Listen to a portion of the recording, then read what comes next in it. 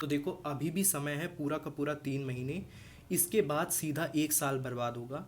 एक भी दिन का डिस्टर्बेंस या फिर नेग्लिजेंस तुम्हारी रैंक को बहुत ज़्यादा पीछे ढकेल देगा। और कहीं ऐसा ना हो जाए कि इतना पीछे चले जाओ कि तुम अपनी सीट से हाथ धो लो।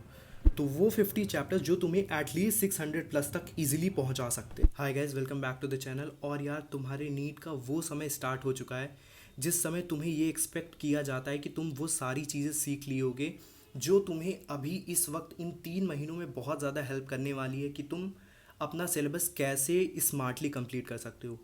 और मैं मानता हूँ कि इसमें भी काफ़ी बच्चे लैग कर जाते हैं, जो भी बच्चे बहुत ज़्यादा लेट स्टडी करते हैं और जो भी बहुत ज़्यादा डीमोटिवेटेड होते हैं और इस समय उन्हें लगने लगता है कि अब मैंने स्टार्ट किया तो मेरा सिलेक्शन अब भी इम्पॉसिबल है, और इसी वजह से वो अपनी पढ़ाई में बहुत ज़्यादा लैग करने लगते हैं।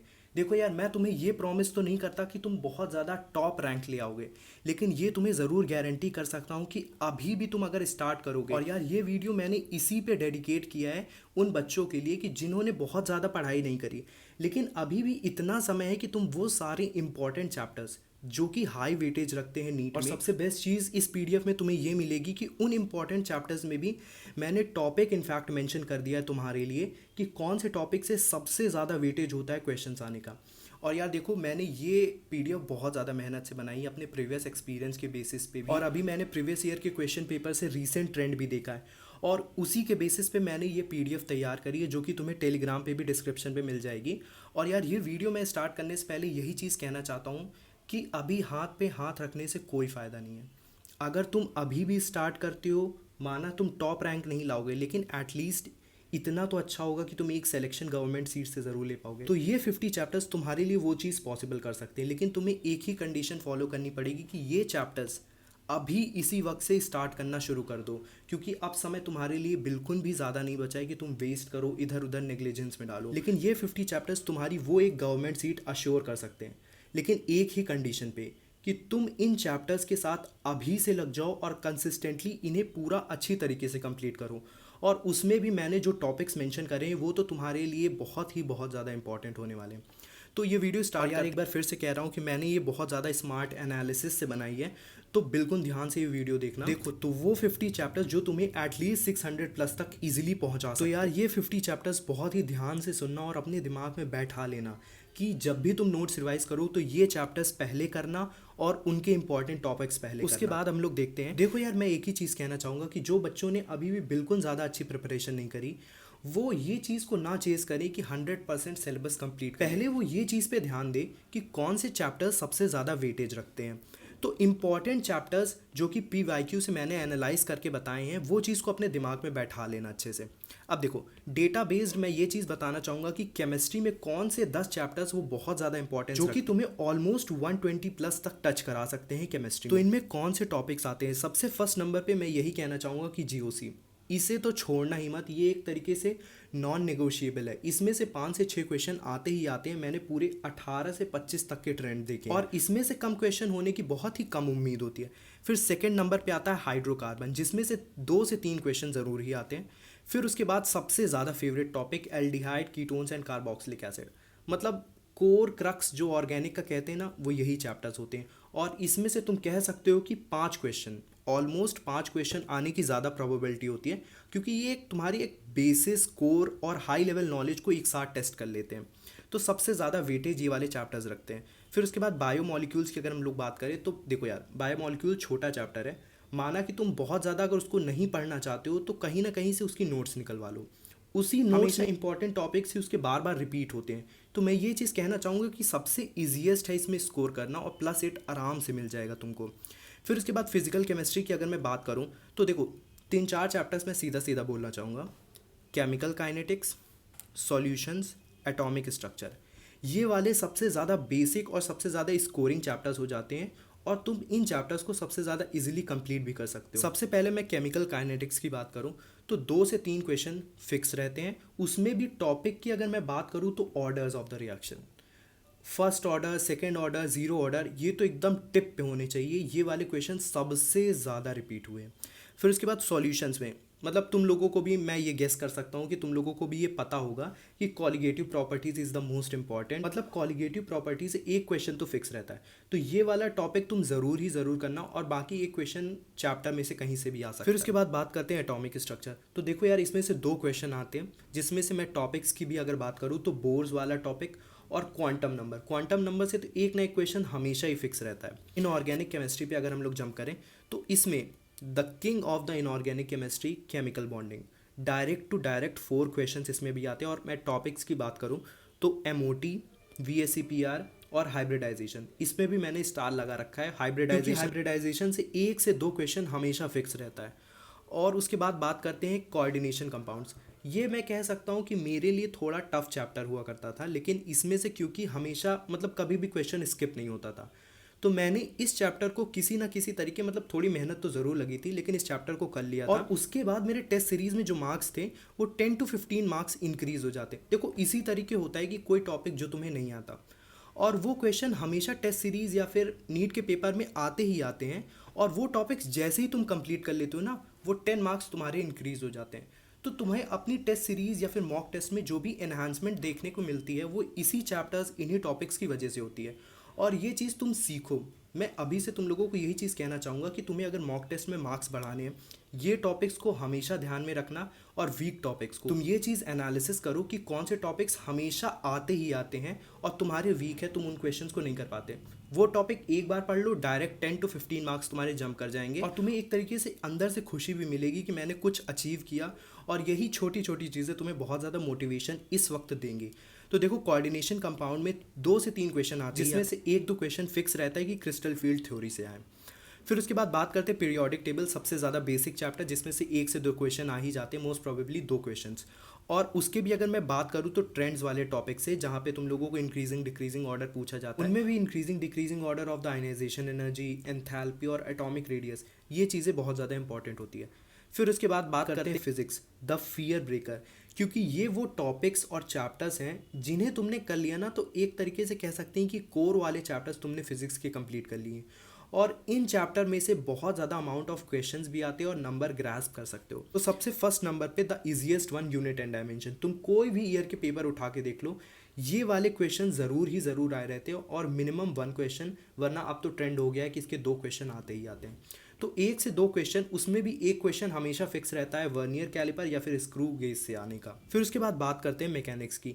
इसमें मैं तुम लोगों को कुछ 4-5 टॉपिक्स बताऊंगा जो कि सबसे ज़्यादा इंपॉर्टेंस रखते हैं। मैं ये चीज़ तुम लोगों को नहीं कह रहा हूँ कि बाकी चीज़ें छोड़ दो, बस ये मैं उन बच्चों को कहना चाहता हूँ जिन्होंने बहुत ज़्यादा भी पढ़ाई नहीं करी और बहुत ज़्यादा भी डर रहे हैं कि कैसे होगा कैसे होगा। बाकी लोगों के लिए ये वीडियो इसलिए इंपॉर्टेंट है कि तुम लोगों को एटलीस्ट ये पता चलेगा कि कौन सा चैप्टर सबसे ज़्यादा वेटेज और कौन से टॉपिक में से सबसे ज़्यादा क्वेश्चन आने की प्रोबेबिलिटी। बाकी जो बच्चों ने अभी बहुत ज़्यादा पढ़ाई नहीं करी, वो लोग इतना तो कर सकते हैं कि ये 4-5 टॉपिक्स जो मैं बता रहा हूँ इसके, वो तो कंप्लीट एटलीस्ट कर ही लें। तो इसमें फर्स्ट नंबर पे आता है प्रोजेक्टाइल मोशन, फिर सेकंड नंबर पे कंजर्वेशन ऑफ मोमेंटम। देखो, कंजर्वेशन ऑफ मोमेंटम बहुत ही ज़्यादा मुझे अभी भी याद है, मेरी हर एक टेस्ट सीरीज, हर एक क्वेश्चन पेपर में इसका क्वेश्चन ऑलमोस्ट हर टाइम रहता था। फिर उसके बाद work energy theorem, moment of inertia और ग्रेविटेशन। देखो, ग्रेविटेशन करने का एक बहुत अच्छा फ़ायदा होता है क्योंकि ये इलेक्ट्रोस्टैट से बहुत ज़्यादा एनालॉजी खाता है। तो तुम अगर ग्रेविटेशन कर लो या फिर एक तरफ इलेक्ट्रोस्टैट कर लो, कोई भी एक कर लो, तो तुम्हारा दूसरा ऑटोमेटिकली रिवाइज हो जाता है। तो इस तरीके के चैप्टर्स बहुत ज़्यादा इंपॉर्टेंस रखते हैं कि तुम्हारे एक चैप्टर कंप्लीट करने से दूसरा चैप्टर के कंसेप्ट हमेशा क्लियर हो जाते हैं। फिर उसके बाद बात करते हैं जो 12th के टॉपिक्स हैं। 12th के कुछ ऐसे टॉपिक्स या चैप्टर्स हैं जो कि बहुत ज़्यादा वेटेज रखते हैं। उसमें सबसे फर्स्ट नंबर पे आता है मॉडर्न फिजिक्स। ऐसे गोल्ड माइन कहना चाहूँगा क्योंकि इसमें कुछ सब टॉपिक्स आते हैं जिनसे क्वेश्चन ज़रूर आते हैं। 4 से 5 टॉपिक्स में एटम्स, न्यूक्लियाई, डुअल नेचर और सेमीकंडक्टर। इसमें सबसे ज़्यादा इंपॉर्टेंट सेमीकंडक्टर, उसमें से तो मस्ट क्वेश्चन आना रहता है। उसके बाद बात करते हैं इलेक्ट्रोडायनेमिक्स की। इसमें करंट, इलेक्ट्रिसिटी, मैग्नेटिज्म जैसे चैप्टर्स आते हैं। और फिर वही बात आ जाती है कि एनालॉजी की। करंट इलेक्ट्रिसिटी में ऐसे बहुत से टॉपिक्स हैं जो कि मैग्नेटिज्म से मैच खाते हैं और उसके कंसेप्ट्स यूज़ होते हैं। तो तुम अगर एक चैप्टर को अच्छे से कर लोगे तो दूसरे में बहुत ज़्यादा इंपॉर्टेंस रखते हैं और वो वाला चैप्टर भी बहुत इजीली कंप्लीट हो जाता है। फिर अगर लॉजिकली बात करें तो ये सारे चैप्टर्स तुम अगर कर लोगे अच्छे से तो 30 से 32 क्वेश्चन इजीली हो जाएंगे और 120 प्लस तुम फिजिक्स में इजीली स्कोर कर पाओगे। लेकिन ये चैप्टर्स में तुम लोगों को ये टॉपिक्स तो बहुत अच्छे से आने चाहिए। और मैं इसमें टॉपिक्स की ज़्यादा बात नहीं करूँगा क्योंकि फिजिक्स एक ऐसी चीज़ है जिसमें तुम लोगों को पूरा चैप्टर आना चाहिए। तो मैं यही चीज़ तुम लोगों को प्रेफरेंस करूँगा, क्योंकि अभी नीट का पेपर टफ भी आने लगा है, जिसमें फ़िज़िक्स स्पेसिफिकली। तो मैं यही कहना चाहूँगा कि कोई भी फिज़िक्स का चैप्टर पढ़ो तो उसे पूरा कंप्लीट करो, ज़्यादा टॉपिक्स के पीछे मत भागो, और ये अपने 120 प्लस मार्क्स ज़रूर सिक्योर करो। फिर उसके बाद करते हैं बायोलॉजी की। ये एक तरीके से तुम लोगों के लिए रैंक डिसाइडर भी होता है, क्योंकि सबसे ज़्यादा अमाउंट ऑफ मार्क्स इसी में होते हैं। और मैं तुम लोगों को स्ट्रेट फॉरवर्ड यही कहना चाहूँगा कि एनसीईआरटी की लाइन इसमें बहुत ज़्यादा ध्यान से एनसीईआरटी पूरी की पूरी एटलीस्ट इन इंपॉर्टेंट टॉपिक्स की तो ज़रूर ही रट डालना, जिसमें सबसे फर्स्ट नंबर पे ह्यूमन फिजियोलॉजी और जेनेटिक्स बहुत ज़्यादा इंपॉर्टेंस रखता है, और मिनिमम टू मिनिमम 12 क्वेश्चन इससे डायरेक्ट आते ही आते हैं। और उसमें भी inheritance, molecular basis of inheritance, ये सारे बहुत ज़्यादा इंपॉर्टेंट होते हैं। फिर उसके बाद आ जाता है इकोलॉजी। इकोलॉजी में से 4 चैप्टर्स होते हैं, जिसमें से तुम लोगों को डायरेक्ट 10 क्वेश्चंस मिल जाएंगे, और ये एक तरीके से तुम इसको थ्योरी की तरीके पढ़ते जाओ और कंप्लीट भी हो जाता है। कहीं कहीं जो पाई चार्ट्स आ जाते हैं उन सब के रेशियो वगैरह ज़रूर ध्यान रखना। फिर उसके बाद cell the unit of life और सेल साइकिल। इसमें से ऑलमोस्ट 7 क्वेश्चन आते हैं, और अगर तुम लोग प्रीवियस ईयर के ट्रेंड भी उठा के कहीं से भी देख लो तो 7 से भी ज़्यादा क्वेश्चन इसमें से आना शुरू हो गए हैं। फिर उसके बाद 5th नंबर पे आ जाता है प्लांट फिजियोलॉजी, जिसमें सबसे ज़्यादा इंपॉर्टेंट तुम्हारा फोटोसिंथेसिस वाला चैप्टर और रेस्पिरेशन वाला चैप्टर रहता है। और उसके बाद पीजीआर्स में एक हार्मोन दे देगा, उसके बारे में ज़रूर पूछेगा। तो पर्टिकुलरली मैं तो यही कहूँगा कि उन हार्मोन्स को कहीं एक जगह लिख लो, और उनके इंपॉर्टेंट पॉइंट्स भी ज़रूर लिख लो, और बार बार रिवाइज करो। और एट लास्ट मैं तुम लोगों से यही कहना चाहूँगा कि मैं तुम लोगों से ये प्रॉमिस तो नहीं करता कि तुम टॉप रैंक आ जाएगी ये सारी चीज़ें करने से, लेकिन एटलीस्ट उन बच्चों के लिए मैं ये चीज़ कहना चाहूँगा कि ये इंपॉर्टेंट टॉपिक्स अगर तुम अभी से अच्छे से और कंसिस्टेंटली करोगे तो एक गवर्नमेंट एमबीबीएस सीट ज़रूर मिल जाएगी। देखो यार, कुछ ना मिलने से, एक साल बर्बाद करने से बेटर तो यही रहता है कि एटलीस्ट एक गवर्नमेंट सीट ज़रूर मिल जाए। तो यार देखो, मैं यही चीज़ कहना चाहूँगा कि एक अपने गवर्नमेंट मेडिकल कॉलेज को एश्योर करने के लिए ये टॉपिक ज़रूर कर लेना, अच्छे से कर लेना। और देखो, अभी नेग्लिजेंस मत दिखाना, क्योंकि अब तुम्हारे पास बिल्कुल भी इतना समय नहीं बचा कि तुम एक भी दिन इधर उधर करो। सीधी सी बात है यार। ये पीडीएफ मैं तुम लोगों को अपलोड कर दूंगा अपने टेलीग्राम चैनल पे, और मेरा टेलीग्राम तुम लोगों को नीचे डिस्क्रिप्शन पे मिल जाएगा। और कोई भी डाउट हो इस वीडियो से रिलेटेड, या फिर तुम्हारे कोई भी डाउट हो, तो तुम नीचे कमेंट डाउन कर लेना। मैं ट्राई करूँगा रिप्लाई करने का एज सून एज पॉसिबल। और बाकी किसी के भी अगर पर्सनल लेवल पे डाउट है, ऑब्वियसली अगर तुम लोगों को कुछ पर्सनल लेवल पे डाउट है, तो तुम लोग मुझे इंस्टाग्राम पे फॉलो करके वहाँ पे भी मैसेज कर दोगे, मैं वहाँ पे भी as soon as possible reply कर दूँगा। और इंस्टा का भी लिंक तुम लोगों को डिस्क्रिप्शन पे या फिर चैनल हैंडल पे मिल जाएगा। और बाकी यार, एक लाइक ज़रूर करना, और सब्सक्राइब कर सकते हो चैनल को। इसी तरीके की इन्फॉर्मेटिव वीडियोस नेक्स्ट भी मैं डालूंगा जल्द ही। और देखो यार, जाते जाते मैं यही कहना चाहूँगा, अब आखिरी के 3 महीने बचे, मोटिवेशन गया भाड़ में। तुम्हारे लिए 2 चीज़ मैटर करती है, दिमाग में बैठा लो। भी यही चीज़ इंपॉर्टेंस रखती थी, कंसिस्टेंसी और लास्ट समय की सीरियसनेस। तुम बाकी चीज़ों को छोड़ दो, एक भी दिन का डिस्टर्बेंस या फिर नेग्लिजेंस तुम्हारी रैंक को बहुत ज़्यादा पीछे ढकेल देगा। और कहीं ऐसा ना हो जाए कि इतना पीछे चले जाओ कि तुम अपनी सीट से हाथ धो लो। तो देखो, अभी भी समय है पूरा का पूरा 3 महीने, इसके बाद सीधा 1 साल बर्बाद होगा। तो अभी से लग जाओ, पढ़ना शुरू करो, और ये चैप्टर्स जितने भी मैंने बताए हैं इनको पहले करो। जो भी बच्चे हैं, भले ही उन्होंने पढ़ाई करी हो पहले या ना पढ़ाई करी हो, लेकिन ये चैप्टर्स जिन्होंने भी पढ़ाई करी, ये चैप्टर्स पहले रिवाइज करो। जिन्होंने अभी बहुत ज़्यादा पीछे हैं, बहुत ज़्यादा अभी कम पढ़ाई करी या फिर स्टार्ट भी करा है, ये चैप्टर्स जाओ, उठाओ और पहले पढ़ना शुरू करो। बाकी चैप्टर्स बाद में हो जाएंगे, लेकिन ये चैप्टर तुम्हारा सिलेक्शन दिलाएंगे। तो सबसे पहले सिलेक्शन लो, रैंक बाद में देखी जाएगी। बाकी यार, वीडियो अच्छी लगी हो तो एक लाइक करना, और सब्सक्राइब कर लो चैनल को। इसी तरीके की और भी ज़्यादा इन्फॉर्मेटिव वीडियोस बाकी टॉपिक्स पे भी मैं तुम लोगों को लाता रहूँगा। और यार, टिल देन, बाय।